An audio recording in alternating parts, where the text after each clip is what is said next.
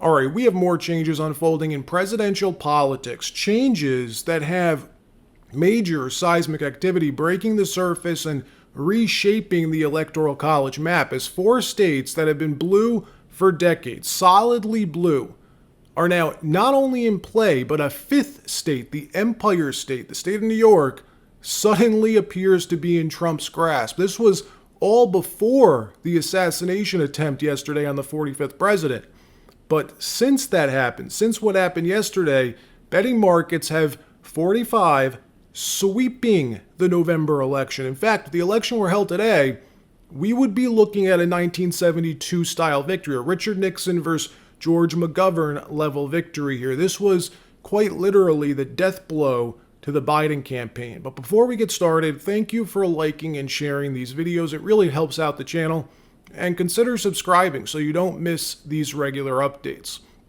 So before we look at these numbers, which you're going to want to see, the numbers are incredible. First, though, let's go back 60 or so years ago. Only moments after Jack Ruby shot Lee Harvey Oswald, many Americans began to question the official narrative, coming out of the media and in connection questioning the intel agencies. When you think back on what happened, just think about it. A lone gunman is able to murder the president of the United States. Then only 2 days later, that same lone gunman is murdered in another assassination. What are the chances?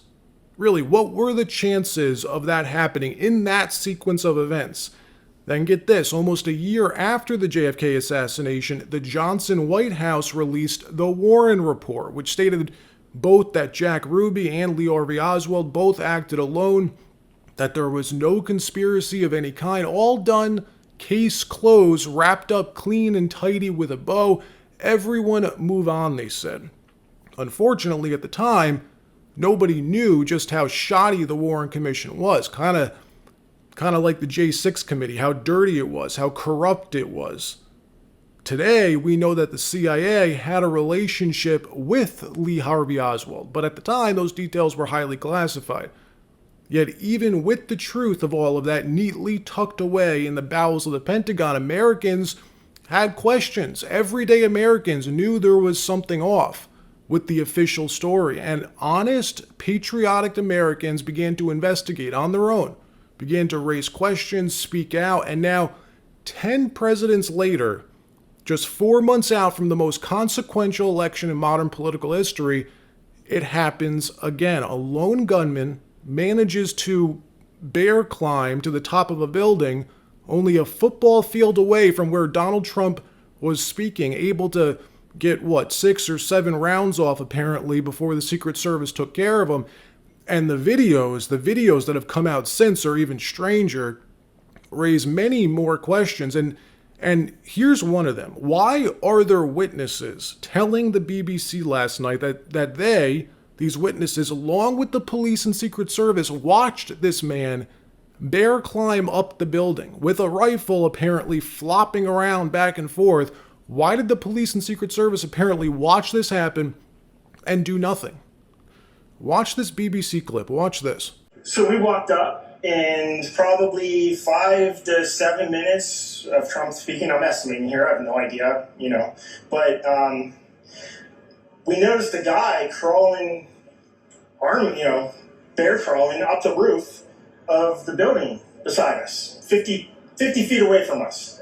So we're standing there, we're pointing at the guy crawling up the roof. And he had a gun, right? He had a rifle. We could clearly see him with a rifle. Absolutely. We're pointing at him. The police are down there running around on the ground. We're like, hey, man, there's a guy on the roof with a rifle. And the police were like, huh, what? Like they didn't know what was going on. We're like, hey, right here on the roof. We can see him from right here. We see him. He's crawling.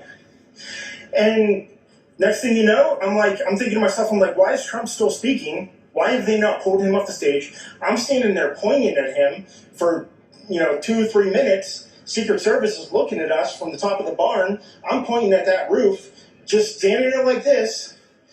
And next thing you know, 5 shots rang out. So you're certain that the shots came from that guy on the roof? 100%.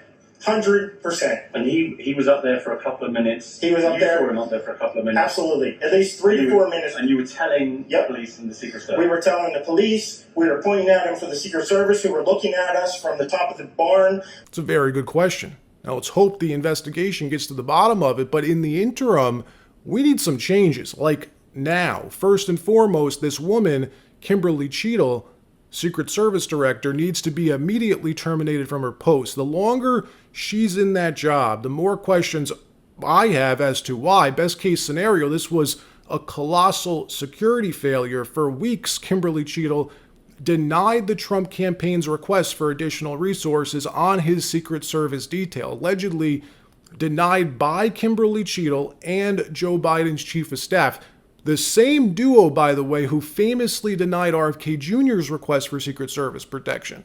Odd, right? And second, how does a 20-year-old, this 20-year-old Thomas Matthew Crooks from Pennsylvania, pull this off? This random 20-year-old manages to outsmart the FBI, the Secret Service, local law enforcement, state police.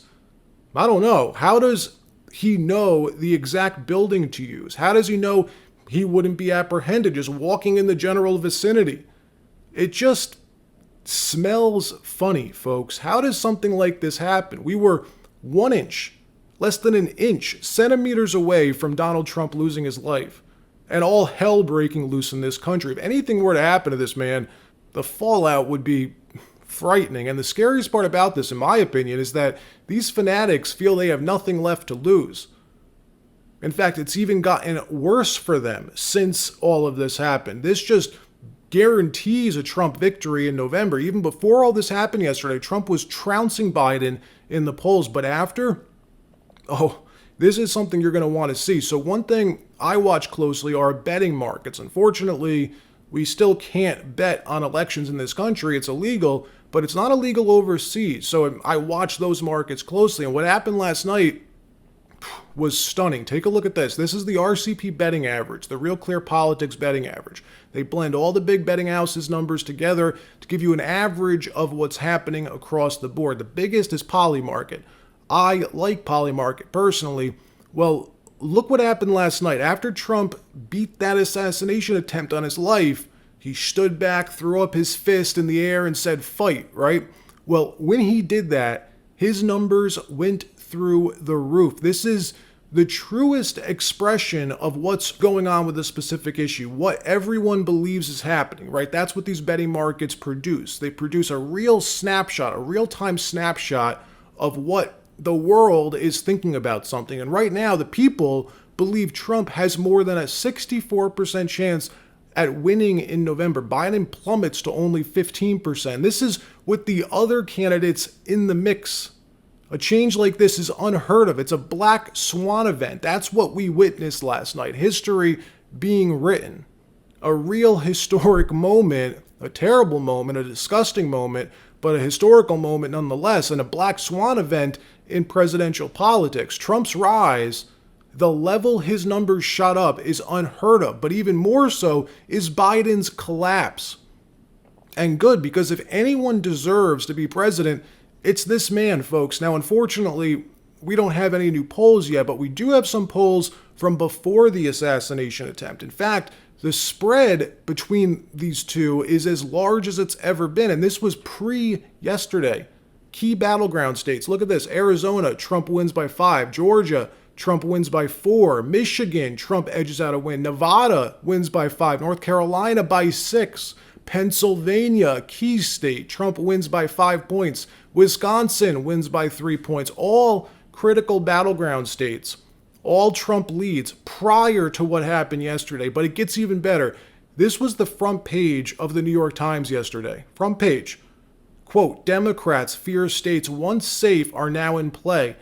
As President Biden insists he will stay in the race, Dems are growing alarm that his presence on the ticket's transforming the political map, turning light blue states into contested battlegrounds, unquote. Now take a look at this. They say states that were never even considered by the Trump campaign are now in play.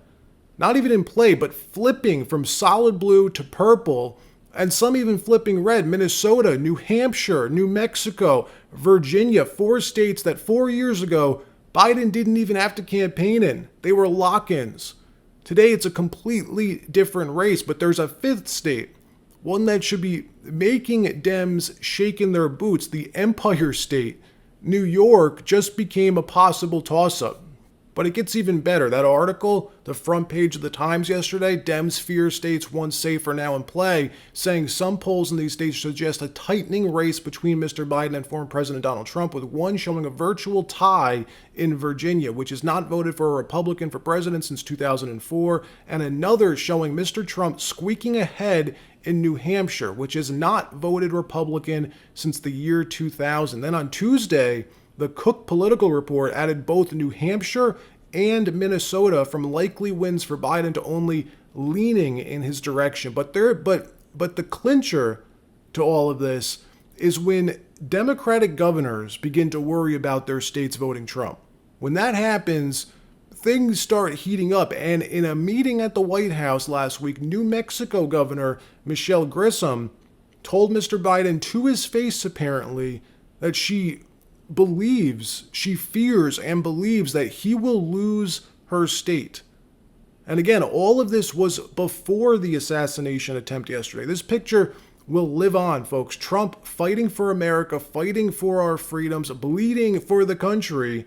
And the ironic part about this is that the disturbed man who did all of this most likely wanted to stop Trump, right? We don't know the details yet, but that's most likely what his plan was. Well, he just propelled him most likely to win in a landslide.